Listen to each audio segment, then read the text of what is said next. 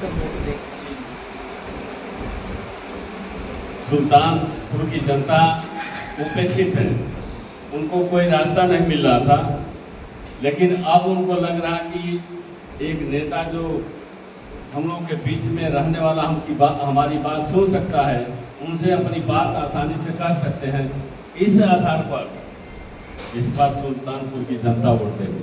अभी कल कैबिनेट मंत्री ओम प्रकाश राजभर जनसभा में आए थे, तो उनसे एक प्रश्न हुआ कि यूपी में 2 लड़कों की जोड़ी क्या कमाल करेगी, तो उस पर उन्होंने कमेंट किया कि वो बच्चे हैं, हम उनके चच्चे हैं। इस पे क्या कहना चाहते हैं आप? वो अभी कहा जाए तो ओम प्रकाश राजभर नाच का जोकर आप जानते हैं, जोकर है, सही चीज जोकर शब्द ओम प्रकाश राजभर पर लागू होता है। आप लोग देखे होंगे अभी कुछ दिन पहले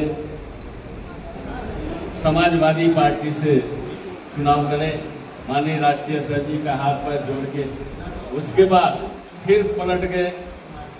तो इनका क्या करना, वो तो कुछ भी कर सकते हैं, लेकिन अभी जो गेहूं काटते हुए दिखाया गया है, तो वास्तव में गेहूं काटने वाला ही काम करना चाहिए, उनको राजनीति नहीं करना चाहिए। इससे पूर्व सुल्तानपुर आगमन के दौरान नाबालिग बच्चे झंडा लेकर आपका प्रचार कर रहे थे। प्रशासन ने आपको नोटिस भी दी है संज्ञान लेते हुए आचार संहिता उल्लंघन। अभी हमको तो इस चीज की जानकारी नहीं है, और हमारे समझ से आचार संहिता का उल्लंघन हम नहीं किए हैं। विपक्षी अभी हमें नहीं मालूम है नोटिस जारी हुआ कि क्या हुआ। आपके आगमन पे 100 विधायक नहीं मौजूद थे, और अभी नहीं मौजूद, क्या कहना चाहेंगे?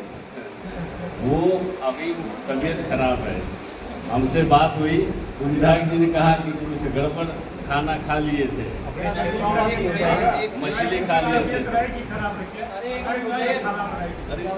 भाई ये मंत्री जी, कितना भरोसा है कि नामांकन तक आप टिक पाएंगे? इसका क्या जवाब?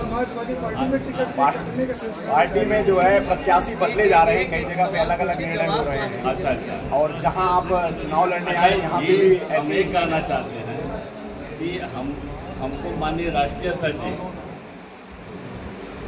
का आशीर्वाद मिला है, उनका जो आदेश होगा उसका पालन होगा।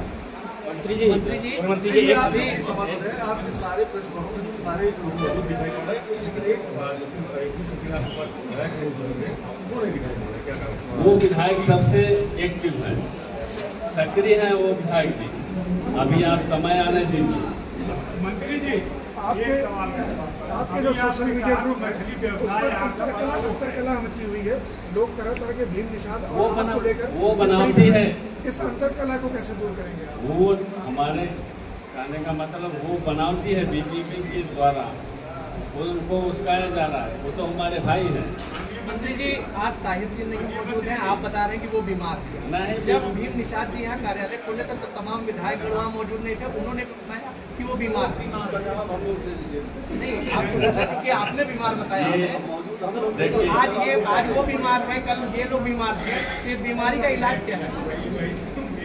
इस बीमारी का क्या इलाज है? अस्थायी इलाज है माननीय राष्ट्रीय अध्यक्ष जी का आदेश।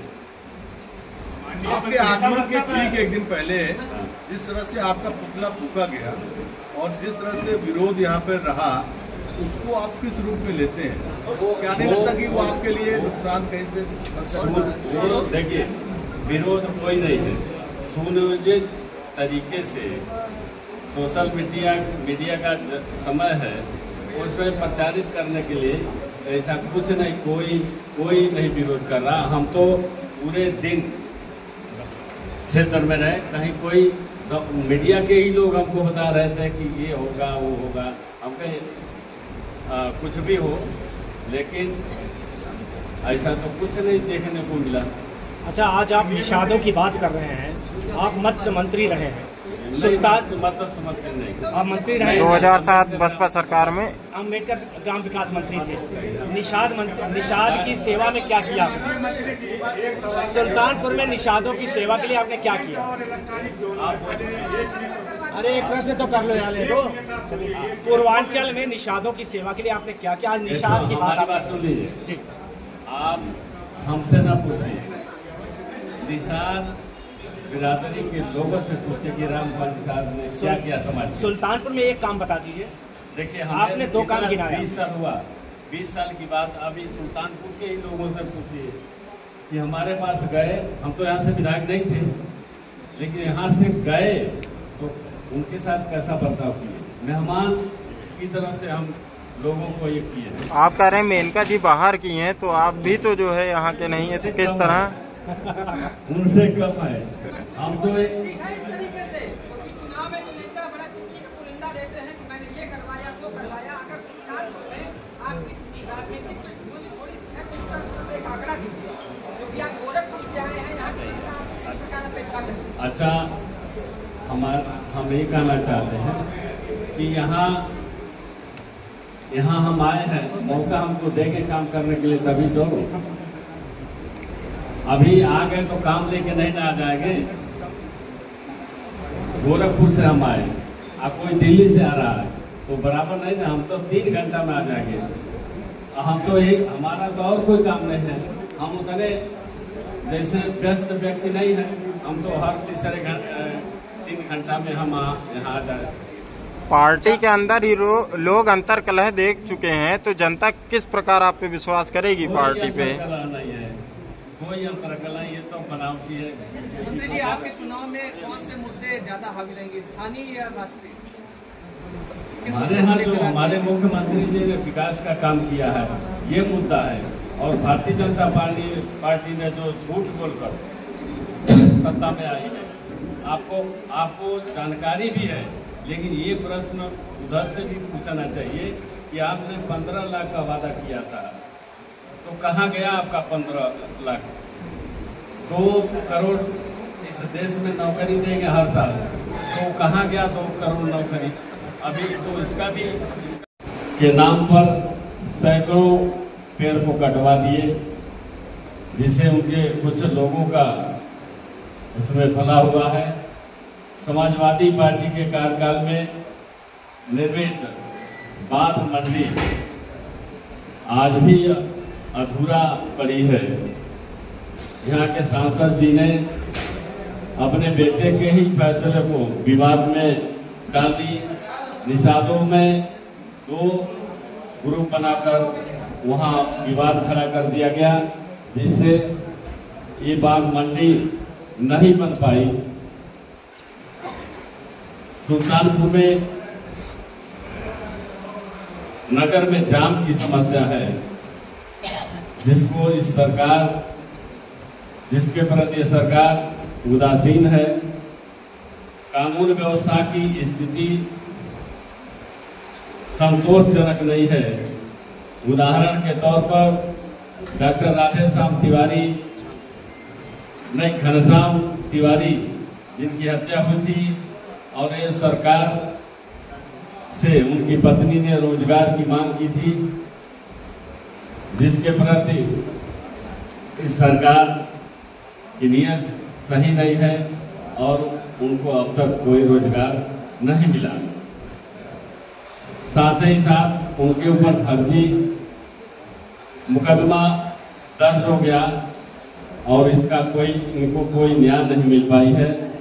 साथ ही साथ बाग मंडी अभी भी आधा अधूरा है। इस सरकार, इस सांसद के उपेक्षा के कारण अगर आधा अधूरा है, तो हम जैसे सांसद होंगे निश्चित तौर पर इस बाग मंडी को बनवाकर उसको चालू करेंगे। मछली के व्यवसाय को आजमगढ़ से शुरू करते हैं। इतनी दूरी पर जाकर लोग अपना जीवकोपार्जन कर पा रहे हैं। इस सांसद जी के द्वारा या भारतीय जनता पार्टी के द्वारा इस वर्ग से वोट तो ले लेते, लेकिन उनके विकास के लिए, उनके बेरोजगारी दूर करने के लिए कोई योजना भारतीय जनता पार्टी की सरकार को नहीं है।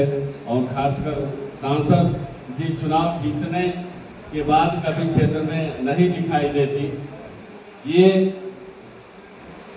ये दुर्भाग्यपूर्ण है। तो हम आप लोगों से कहना चाहते हैं कि हम लोग तो लोगों के बीच में रहने वाले व्यक्ति हैं, उनके समस्याओं को अच्छी तरह से समझते हैं, चाहे छोटी या बड़ी समस्या, उसके लिए तत्पर रहूँगा। यहाँ के लोगों का मान सम्मान गिरने नहीं पाएगा। उनके हर कदम से कदम मिलाकर उनके साथ खड़े रहेंगे। हम इसी के साथ हम अपनी बात समाप्त करते हैं और आप पत्रकार बंधुओं से निवेदन है, अगर कुछ कहना चाहते हैं तो पूछ सकते हैं। और संपर्क मार्ग नहीं बन पाया है, उपेक्षित है, लोगों की परेशानी वहाँ बरकरार है। यह सरकार, माननीय प्रधानमंत्री जी ने कहा था कि हर साल हम 2 करोड़ युवाओं को नौकरी देंगे, लेकिन कहे तो लोगों को आश्वासन दिए कि 15 लाख उनके खाते में देंगे, सबका साथ सबका विकास करेंगे, लेकिन इस सरकार के द्वारा ऐसा कुछ नहीं किया जा रहा है। लोगों को झूठा आश्वासन के भरोसे रखा गया है। समाजवादी पार्टी की सरकार में लहुआ फायर स्टेशन बना था, लेकिन कुछ संसाधन की कमी की वजह से वो चालू नहीं हो पा रहा है। वो भी संसाधन भारतीय जनता पार्टी की सरकार नहीं दे पा रही है। इसलिए वो फायर स्टेशन अधूरा पड़ा हुआ है।